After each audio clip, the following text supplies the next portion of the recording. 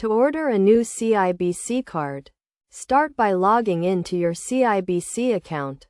Once you've logged in, you'll see your account homepage, where you'll need to select the card or account you want to replace. Tap on the relevant card or account, and you'll be taken to a new page.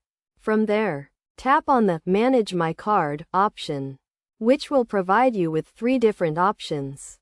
Choose either Replace Damaged Card or Replace Lost or Stolen Card.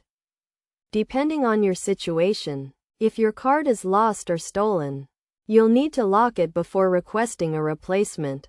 On the other hand, if your card is damaged, you can simply request a replacement without locking it. Select the option that best suits your needs. Then tap Request to complete the process. This is a quick and easy way to order a new CIBC card. Whether it's to replace a damaged, lost, or stolen one,